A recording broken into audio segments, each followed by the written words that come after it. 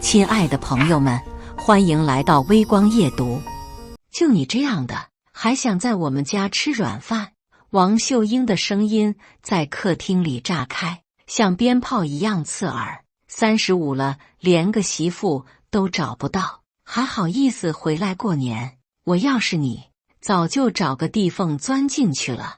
表嫂刘美娟接过话茬，语气里满是讥讽。别以为在外面混得人模狗样，我们还不知道你几斤几两。表姐陈雅洁冷笑着补刀：装什么装？还不是靠我爸养活的。林晓峰坐在沙发角落，手里的茶杯微微颤抖。15年了，他以为时间能够改变一切，以为真心能够换来真情，但这个除夕夜注定不会平静。他抬起头，看着这些曾经以为是亲人的面孔，心中某种东西正在悄然崩塌。这一次，他们错了。接下来开始我们本期故事，记得点击订阅并开启小铃铛。林晓峰7岁那年失去了父母，一场车祸带走了他所有的依靠。那是一个雨夜，他蜷缩在医院的走廊里，听着雨水敲打窗户的声音，那种绝望和无助至今还会在梦中惊醒他。姑父陈建军和姑妈王秀英收留了他，这个决定改变了3个家庭的命运。小峰啊，你要记住，我们养你不容易。那时候的王秀英还算和蔼，但声音里已经带着一种居高临下的意味。要懂得感恩，知道吗？那时候的林晓峰用力点头，眼中含着泪水。他发誓要做个好孩子，要报答这份恩情。28年过去了，这个誓言从未改变。即使现在坐在这个充满敌意的客厅里，他依然记得当年那个无家可归的小男孩许下的诺言。小时候的日子并不好过，陈家本来就不富裕，多了一个孩子更是雪上加霜。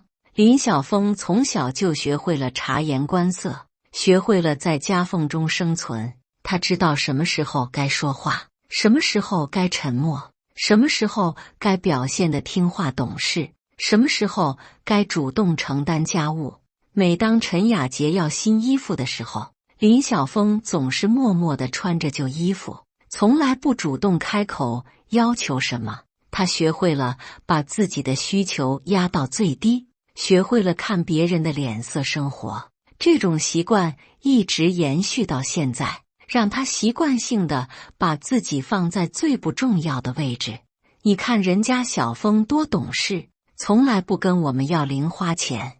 王秀英经常这样夸他，但语气里更多的是一种理所当然，而不是真心的喜爱。他喜欢在外人面前展示这种善良，仿佛收养林晓峰是他人生中最伟大的善举。那是应该的，我们养他还不够吗？陈建军总是这样回应，声音里带着一丝不耐烦。在他看来，林晓峰的懂事不是值得夸奖的品质，而是理所当然的义务。林晓峰学习很努力，成绩一直名列前茅。他知道只有成绩好，才能让这个家庭接受他的存在。每天晚上，当陈雅洁看电视的时候，他就在那个狭小的储物间里借着台灯光做作业。储物间里堆满了杂物，夏天闷热潮湿，冬天阴冷刺骨，但这是他唯一的学习空间。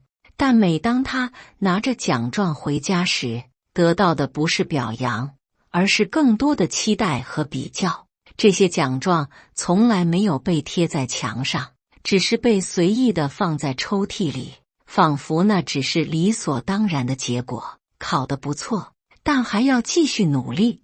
陈建军看着奖状说道：别以为有点成绩就可以骄傲了，人家陈雅洁考了全班第1呢。王秀英总是要拿表姐做比较，你要向你表姐学习。那时候的陈雅洁确实优秀，不仅成绩好，长得也漂亮，是全家人的骄傲。而林晓峰只是那个捡来的孩子，一个需要感恩的存在。每当听到这样的比较，林晓峰心中都会涌起一种说不出的酸楚，但他从来不敢表现出来。上大学时，林晓峰申请了助学贷款，1分钱都没有向家里要过。他靠着奖学金和兼职维持生活，在食堂洗过盘子，在图书馆做过管理员，在周末当过家教。那些艰难的日子让他更加坚强，也让他更加珍惜每一个机会。4年来几乎没有回过家，不是因为路费，而是因为每次回家都要面对各种暗示和比较。电话里，王秀英总是会关心地问起他的生活费够不够，但当他说够的时候，他又会怀疑他是否在外面做什么不正当的工作。小峰怎么都不回来看看，偶尔王秀英会在电话里问一句，但语气里更多的是抱怨，而不是想念。太忙了，姑妈，等毕业了就回来。林晓峰总是这样回答，但心里清楚，是因为每次回家都要听到各种暗示和比较，让他觉得自己像个外人。大学毕业后，林晓峰找到了工作，开始有了固定收入。他做的第一件事就是给姑父家寄钱，不多，但对于刚毕业的大学生来说已经是一笔不小的数目。他希望用这种方式表达自己的感恩，希望能够真正融入这个家庭。这孩子总算懂事了。陈建军收到钱时说道，语气里带着一丝满意，我们养了他这么多年，也该回报了。王秀英理所当然地接受着，从来没有说过谢谢。工作几年后，林晓峰的收入越来越高，给家里的钱也越来越多。表姐陈雅洁结婚时，婚礼的大部分费用都是他出的，从酒席到婚纱，从婚戒到蜜月旅行，他几乎承担了所有的开销。表弟陈志远上大学，学费、生活费也是他承担的，4年下来10几万，他从来没有抱怨过。小峰真是个好孩子，王秀英在亲戚面前总是这样说，但转身就会补一句，也算是报恩了。但林晓峰从来没有在家人面前炫耀过自己的工作，总是很低调地说混得还行。他穿着普通，开着普通的车，住着租来的房子，在家人眼中，他就是一个普通的上班族，能给家里一些钱已经很不错了。这种低调并非刻意伪装，而是他骨子里的习惯。从小到大，他学会了隐藏自己的光芒，学会了让别人舒适。他宁愿让别人小看自己，也不愿意让别人觉得他忘恩负义。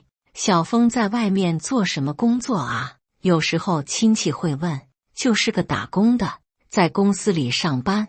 陈建军总是这样回答，语气里带着一丝轻视，能养活自己就不错了。林晓峰从来不解释，他觉得没有必要。在他心中，低调是一种美德，炫耀是一种罪过，但这种长期的隐忍和委屈，也在他心中积累着某种情绪，就像一座即将爆发的火山。除夕夜的聚会是从下午3点开始的，林晓峰提着礼品敲响了姑父家的门，心中还带着一丝对家庭温暖的期待。哟，小峰回来了。开门的是表嫂刘美娟，脸上挂着客套的笑容。快进来吧，大家都在等你呢。客厅里已经坐满了人，姑父陈建军坐在主位上，姑妈王秀英忙着招呼客人，表姐陈雅洁抱着孩子坐在沙发上，还有几个远房亲戚。小峰来了，快坐快坐。陈建军招呼着，1年没见，瘦了不少啊，看这瘦猴样，在外面肯定没好好吃饭。王秀英接过话茬，语气里带着一丝嫌弃，35了还像个孩子一样，什么时候能让我们省心？林晓峰笑着坐下，工作忙，经常加班，所以瘦了点。工作再忙，也要注意身体啊。陈雅洁抱着孩子说道。不过话说回来，你这工作到底是做什么的？我们问了这么多年，你总是说的模模糊糊的，就是普通的办公室工作，没什么好说的。林晓峰依然保持着一贯的低调。坐办公室，刘美娟冷笑一声，那能有多少钱？现在这种工作最不值钱了，谁都能做。现在这个社会还是要有技术才行。王秀英点点头，你看你表姐在银行工作多稳定，你表弟在 IT 公司收入也不错，你这个工作听起来就不靠谱。林晓峰握着茶杯的手紧了紧，但脸上依然保持着笑容。每个人的路不一样，我觉得现在的工作挺好的。好什么好？王秀英的声音提高了8度。35岁了，连个对象都没有，房子也没买，这样下去什么时候是个头？小峰，你也该考虑考虑个人问题了。陈雅洁装作关心的样子。我认识几个不错的女孩子，不过人家要求也不低，至少要有房有车，工作稳定。以她这个条件，能找到什么好女孩？刘美娟毫不客气地说道。现在的女孩子都现实，谁愿意跟着受苦？美娟，别说的这么难听。陈建军假意制止，但语气里没有丝毫的真诚。小峰还是有优点的，比如人老实，懂感恩。老实有什么用？现在这个社会，老实人最吃亏。王秀英接过话茬，你看人家雅洁的老公，年轻有为，会来事，所以才能混得好。小峰就是太实在了，不懂得变通。妈，您别这样说。陈雅洁假意劝阻，但眼中闪过一丝得意。小峰哥有自己的想法，我们应该理解。理解什么？刘美娟不依不饶，都35了，还有什么想法？我看就是好高骛远，眼高手低。现在的年轻人都这样，总以为自己有多了不起。我没有好高骛远。林晓峰终于开口，声音有些颤抖。我只是觉得感情的事情不能勉强，不能勉强。王秀英冷笑一声，你以为你是什么天之骄子，还挑三拣四的？我告诉你，以你的条件，能有女孩子看上你就不错了。姑妈，您这样说话太过分了。林晓峰的声音有些颤抖，15年的委屈开始涌上心头。我哪句话说错了？王秀英声音更大了，我们养了你这么多年，你现在连句实话都听不得了。我没有忘记您的恩情，这些年我一直在做什么？给我们一点钱。王秀英打断了他的话，那点钱算什么？我们养你花的钱比那多了。再说了，那也是你应该做的，谁让你是我们养大的？客厅里的空气变得凝重起来，其他亲戚都在看戏，没有人为林晓峰说一句话。陈建军低着头喝茶，装作没听见。晚饭时间，餐桌上的气氛更加压抑。林晓峰坐在最边上的位置，几乎没有说话，只是默默地吃着饭。小峰，你看你表姐现在都当妈妈了，多幸福。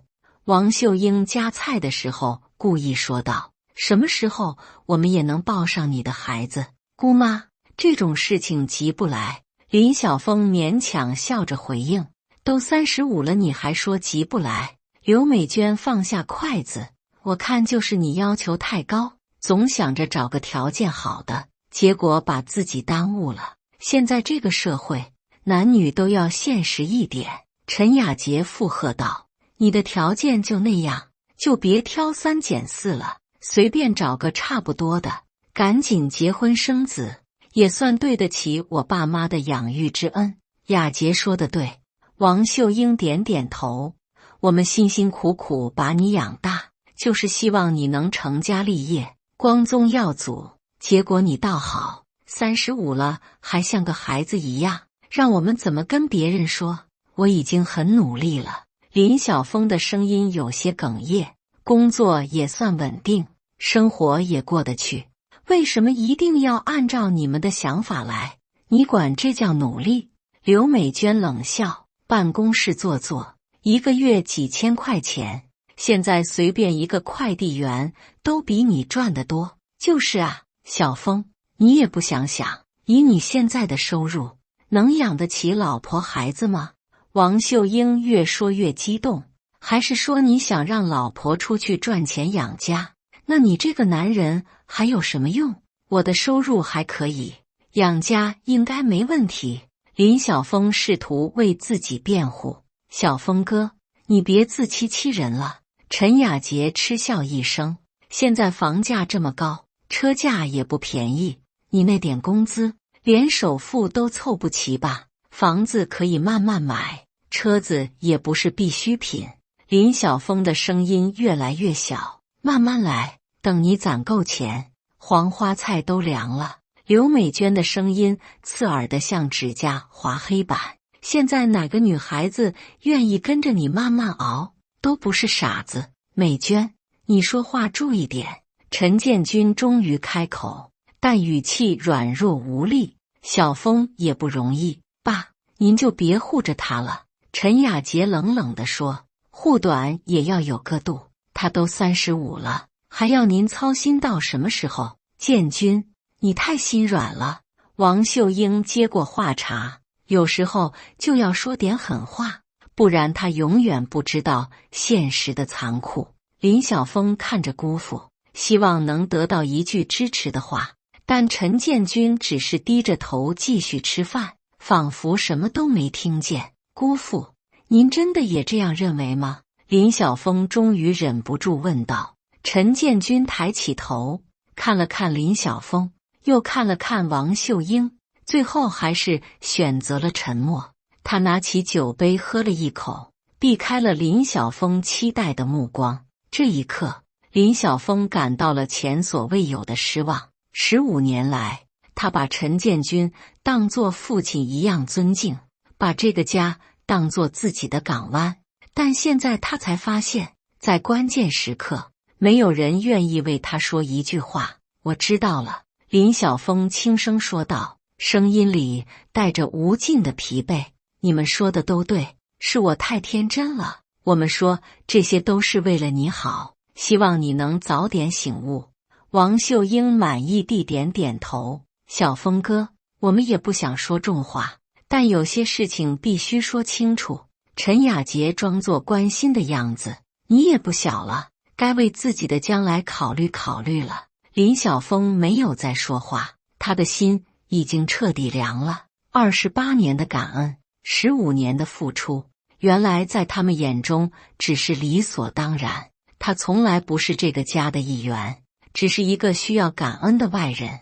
吃完饭后，大家都聚在客厅里看春晚。林晓峰坐在角落里，看着电视屏幕上的歌舞升平，心中却是一片荒凉。小峰，过来坐坐，别一个人闷着。陈建军招呼道，但声音里没有丝毫的温暖。我就在这里挺好的。林晓峰勉强笑着回应。他掏出手机，看着屏幕上的时间，心中开始盘算着什么时候可以离开。但这是除夕夜，按照传统，他应该在这里守岁到0点，还有几个小时。他告诉自己，再忍几个小时就好了。9点半的时候，林晓峰的手机响了。在这个充满敌意的环境中，任何外界的声音都像是一种解脱。他看了看来电显示，是一个陌生的号码，但此刻他宁愿和陌生人说话，也不愿意继续面对这些所谓的亲人。不好意思，我接个电话。他站起来走向阳台，声音里带着一丝解脱的味道。阳台上的空气清新而寒冷，与客厅里的闷热形成了鲜明的对比。外面的烟花在夜空中绽放，远处传来阵阵鞭炮声，整个城市都沉浸在新年的喜悦中。但这种喜悦与林晓峰无关，他就像被隔离在另一个世界里。你好，请问是林先生吗？电话那头传来客气的声音。我是送餐员小刘，您今天订的外卖？不好意思，我今天没有订外卖。林晓峰有些疑惑，但声音依然很温和，可能是打错了。哦，不好意思，不好意思。对方连忙道歉，可能是号码搞错了。新年快乐啊，新年快乐。林晓峰轻声回应，挂断了电话。这个简单的新年祝福，竟然比客厅里所有的关怀都更加温暖。一个陌生的送餐员都能给他基本的尊重和祝福，而那些所谓的亲人却只会给他羞辱和伤害。林晓峰挂断电话，心中有些无奈。最近总是接到一些莫名其妙的电话，要么是推销保险，要么是送餐员打错号码。但此刻，他宁愿和这些陌生人说话，也不愿意回到那个充满恶意的客厅里。他在阳台上多站了一会儿，让冷风吹在脸上，试图让自己冷静下来。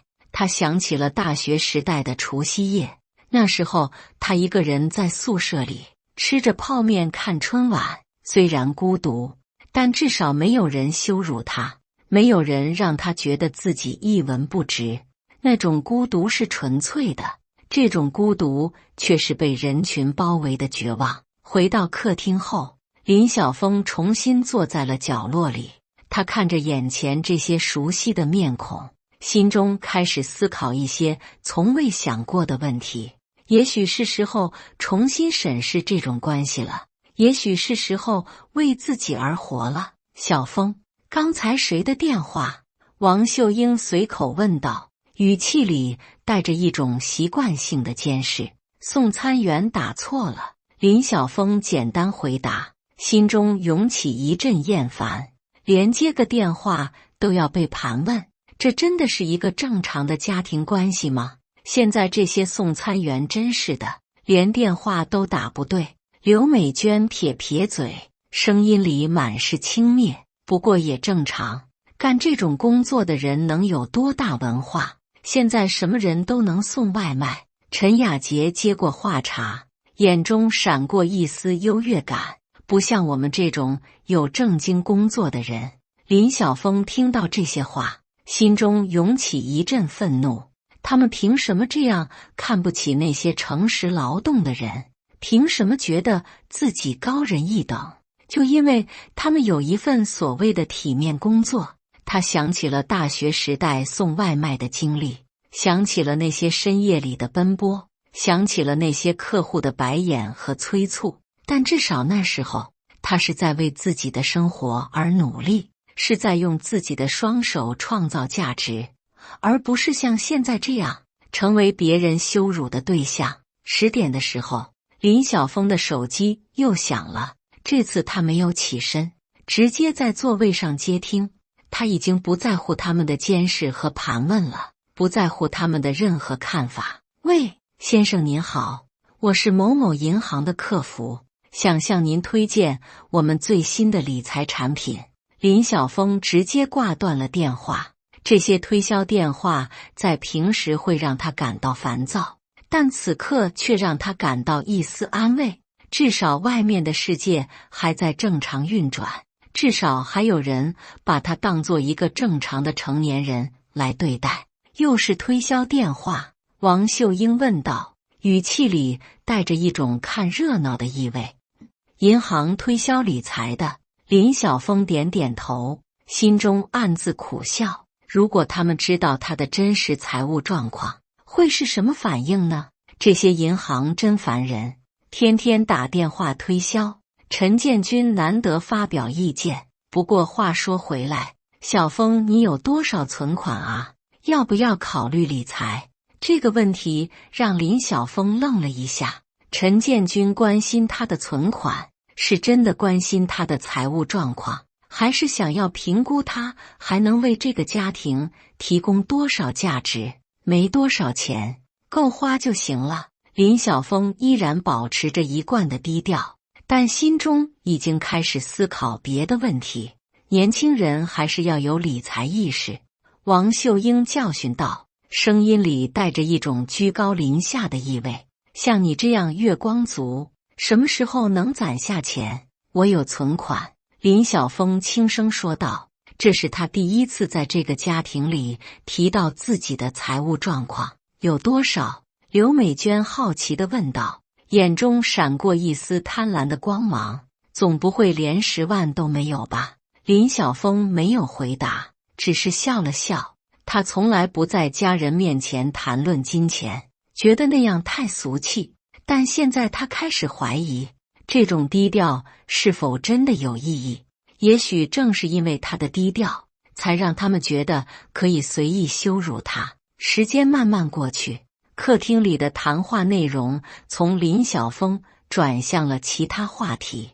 大家开始讨论明年的计划。陈建军提到工作上可能会有一些好消息，脸上带着难得的笑容，但没有详细说明。林晓峰注意到姑父最近的心情确实不错，经常会不经意地露出满意的表情。也许他在工作上遇到了什么好事，也许他的生活即将发生一些积极的变化，但这些变化与林晓峰无关，就像这个家庭的其他事情一样。11点的时候，春晚进入了尾声，新年的氛围越来越浓。林晓峰看着电视屏幕，心中却在想着别的事情。今晚的遭遇让他重新思考了很多问题，让他开始质疑这些年来自己的选择。他一直把这里当作家，把这些人当作亲人，但现在他开始怀疑，也许从一开始他就只是一个外人，一个被收留的乞讨者。也许是时候改变一些什么了，也许是时候为自己而活了。11点半的时候，林晓峰站了起来，走到窗边，看着外面的烟花。远处传来阵阵爆竹声，新年就要到了，每一朵烟花都在诉说着希望和新的开始。但对他来说，这个新年意味着什么呢？他掏出手机，看着屏幕上的时间，心中涌起一种奇妙的感觉。也许今晚会成为一个转折点，也许从今晚开始，他的人生会走向一个完全不同的方向。他不知道这种预感从何而来，但他能感受到某种变化正在悄然发生，就像暴风雨来临前的宁静，就像黎明前的黑暗。某种重要的事情即将发生。新年钟声即将敲响的时候，林晓峰站了起来，掏出手机拨通了一个号码。对，就是我。林晓峰当着所有人的面开始通话，声音异常平静。关于我们之前讨论的那件事，我现在给你一个明确的答复。客厅里的人们都好奇地看着他，想听听这个平时沉默寡言的人到底在说什么。电话那头传来询问的声音，林晓峰点了点头，是的，就是那个决定，从明天开始执行。挂断电话后，林晓峰看着眼前这些熟悉的面孔，缓缓开口说道，各位，我觉得有件事应该让你们知道。话还没说完，他的手机又响了。这次来电显示让在场的所有人都看得清清楚楚。当陈建军看到那个熟悉的号码时，脸色瞬间变得苍白如纸，手中的茶杯啪的一声掉在了地上，摔得粉碎。王秀英、陈雅洁、刘美娟也都瞪大了眼睛，嘴巴张得能塞下一个鸡蛋，仿佛见了鬼一般。整个客厅里，除了茶杯碎裂的回声，再也听不到任何声音。那个号码，陈建军太熟悉了，那是他们公司人事部总监办公室的直线电话，是他做梦都想打通，却从来不敢主动拨打的号码。喂，林总。电话那头传来恭敬而急切的声音，在安静的客厅里清晰可闻。刚才您说的事情我们已经处理了，陈建军的副总经理任命书已经撤回，明天一早就会正式通知他。这句话就像一颗重磅炸弹，在客厅里炸开，所有人都瞪大了眼睛，不敢相信自己听到的话。林总，王秀英的声音颤抖着，像是不敢置信。他叫你什么？林晓峰平静地接着电话。我知道了。还有，东区分公司的组织架构调整也按我说的执行。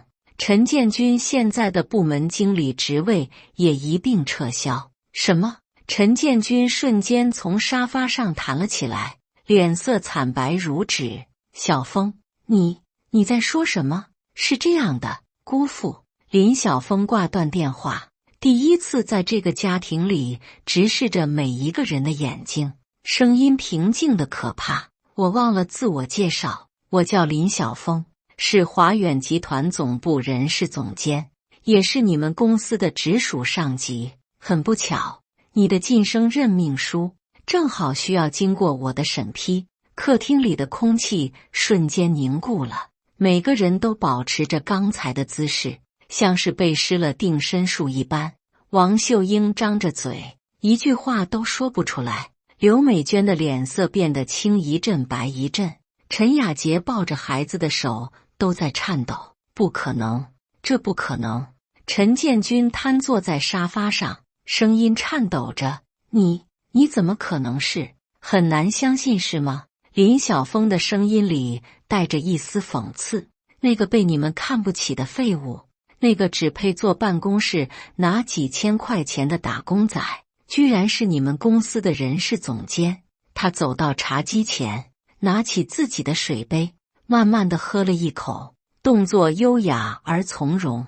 这种从容不迫的姿态，与刚才那个被羞辱的可怜虫形成了鲜明的对比。华远集团，全国500强企业，员工12万人。林晓峰的声音平静而清晰：“我从基层做起，用了10年时间做到人事总监的位置，年薪120万，加上年终奖和股权分红，年收入大概在200万左右。”这些数字就像一记记重拳，击打着在场每个人的心脏。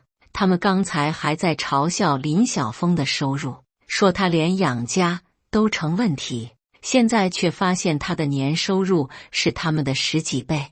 你的那个副总经理职位，姑父，年薪30万。林晓峰看着陈建军，眼神中没有丝毫的温暖。对我来说，批准或者撤销这个任命，就像签字买一杯咖啡一样简单。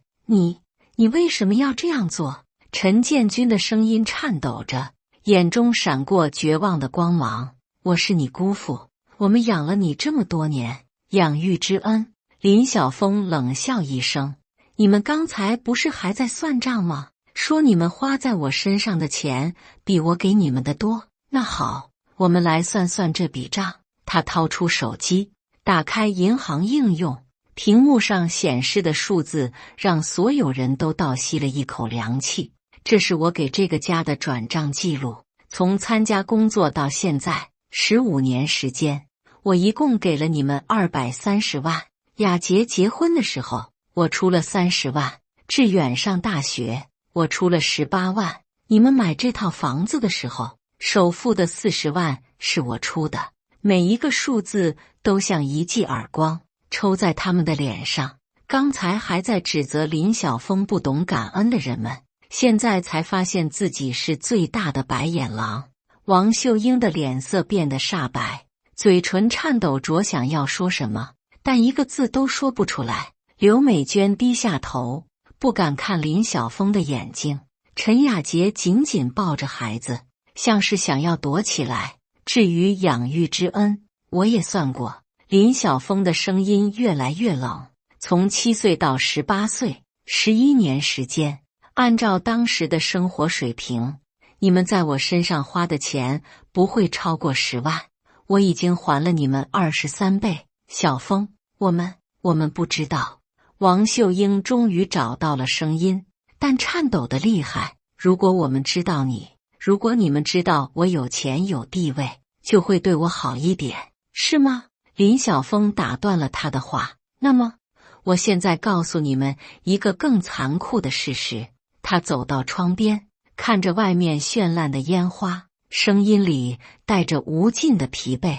我从来没有想过要隐瞒什么，我只是不想炫耀。我以为真正的亲情不需要金钱和地位来维持，我以为只要我足够低调，足够谦逊，你们就会真正接纳我。他转过身，看着这些惊恐不安的面孔。但是今天晚上，你们让我明白了一个道理，在你们心中，我从来就不是家人，只是一个需要感恩的外人。既然如此，那就没有必要继续维持这种虚假的关系了。林晓峰的手机又响了，这次是他主动接起的。对，就是陈建军。明天开始，他不再是我们公司的员工。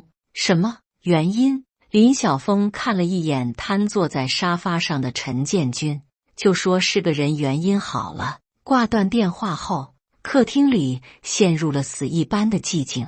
每个人都在消化着刚才听到的信息，每个人都在为自己刚才的言行感到后悔。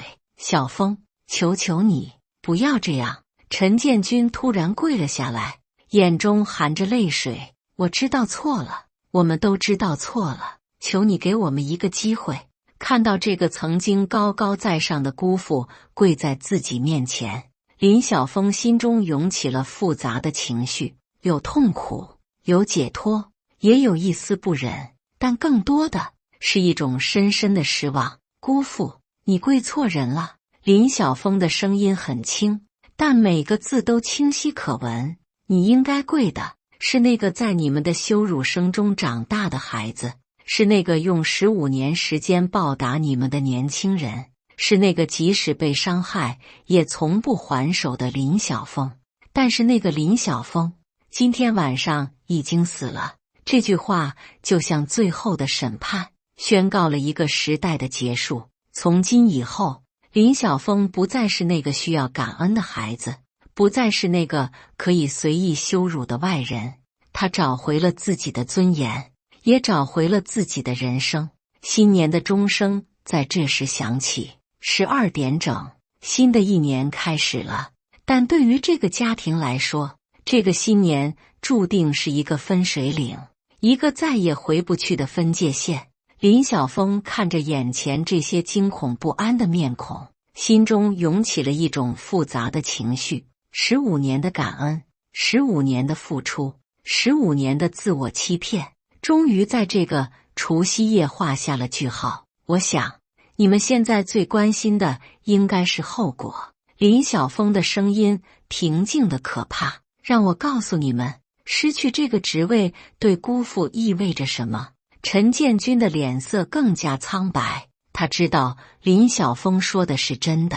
在他们这个级别，一旦被撤职，基本上就意味着职业生涯的结束。50岁的年纪，在这个行业里已经很难找到合适的工作了。林晓峰继续说道，特别是被华远集团撤职的经历，会成为你简历上的污点。也许你可以找到一份普通的工作，月薪几千块，就像你们刚才说的那样。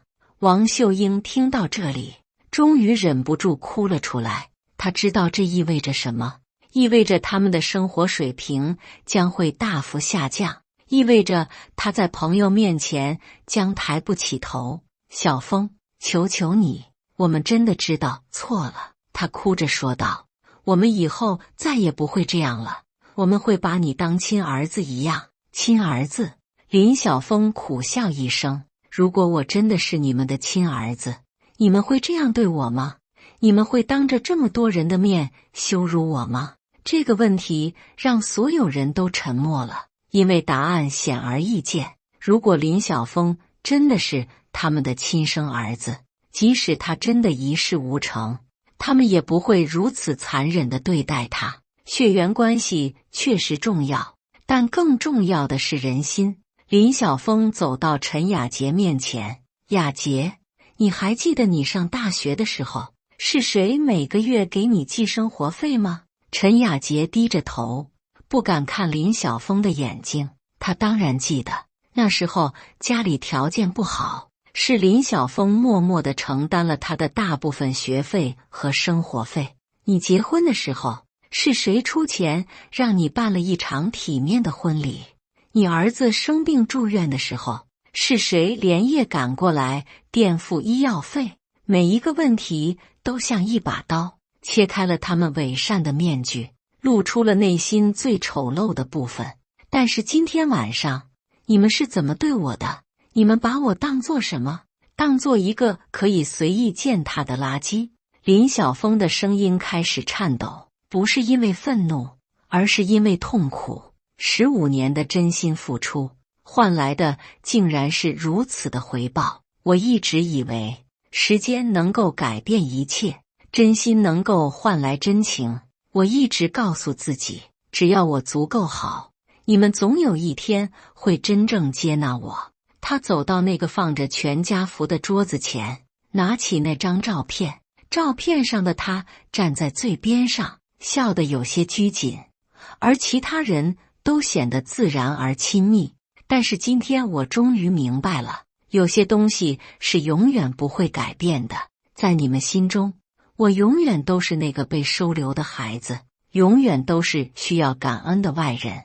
他轻轻地把照片放回原处，动作轻的像是在处理一件易碎的珍品。也许这样也好，至少现在我不用再欺骗自己了，不用再为了一个不可能实现的梦想而委屈自己。刘美娟想要说什么，但被林晓峰的眼神制止了。那种眼神平静而冷漠，像是在看一个陌生人。美娟，我记得你刚才说我是废物，说我配不上现在的生活。林晓峰的声音很轻，我想告诉你，你说的对，以前的我确实是个废物，一个没有自尊的废物。但是从今天开始，我不再是了。他走向门口，在玄关处拿起自己的外套。这个动作让所有人都紧张起来。他们知道，如果林晓峰今晚离开了，可能就再也不会回来了。小峰，你要去哪里？王秀英急忙问道。今天是除夕夜，你不能走。我要回家。林晓峰淡淡的说道。回我真正的家，这里就是你的家啊。王秀英哭着说道。你从小就住在这里。不，这里从来就不是我的家。林晓峰摇摇头。家是一个让人感到温暖和安全的地方，而这里只会让我感到痛苦和屈辱。他穿上外套，在门口停了下来，最后一次回头看着这个他生活了28年的地方。我会为姑父找一份新工作，不会让你们生活无着，这是我最后的仁慈，也是对过去28年的一个了结。但是从今以后，我们之间不再有任何关系，你们也不用再感谢我，我也不用再感恩你们，我们两清了。说完这话，林晓峰打开了门，外面的冷风吹进来，带着新年的气息，也带着自由的味道。小峰，陈建军突然大声喊道，你真的要这样绝情吗？我们毕竟养了你这么多年。林晓峰停下脚步，没有回头。姑父，如果28年的真心换来的是今晚的羞辱，那么我宁愿选择绝情。有些伤害一旦造成就无法挽回，有些关系一旦破裂就无法修复。这不是钱能解决的问题，也不是道歉能弥补的错误。他走出了门，走进了雪花纷飞的夜晚，身后传来王秀英的哭声和陈建军的呼喊，但他没有回头。雪花落在他的肩膀上，很快就融化了，就像他对这个家庭的感情一样。有些东西一旦失去，就再也找不回来了。走到车边，林晓峰回头看了最后一眼那栋房子，灯光依然明亮，但对他来说，那里已经不再有任何意义。他发动汽车，缓缓驶离了这条街道。车子的后视镜里，那栋房子越来越小，直到完全消失在夜色中。新的一年开始了，新的人生也开始了。林晓峰第一次感到了真正的自由，虽然这种自由是用28年的青春和15年的真心换来的。他的手机响了，是一条新年祝福短信，来自公司的同事：新年快乐，愿你在新的一年里心想事成。林晓峰看着这条短信，第一次真正的笑了。是的，新年快乐，这是他第一个真正属于自己的新年，第一个不需要委曲求全的新年。也许失去一个虚假的家庭，是为了找到真正的自己。也许这种结局才是对所有人最好的解脱。雪越下越大，覆盖了这个城市的所有痕迹，也覆盖了过去所有的伤痛。明天太阳升起的时候，将是一个全新的开始。林晓峰驾车消失在茫茫雪夜中，身后的那个家庭将不得不面对他们自己选择的后果，而他终于可以为自己而活了。有些故事的结局并不完美，但却是必要的；有些关系的结束令人痛苦，但却是解脱的开始。在这个新年的夜晚，一个男人找回了自己的尊严，也找回了自己的人生，这就够了。感谢大家的观看，本期故事精彩吗？欢迎大家在下方评论区吐槽。如果你喜欢这类故事，记得点击订阅微光夜读，并分享给更多的人，这会对我帮助很大。再次感谢大家的观看。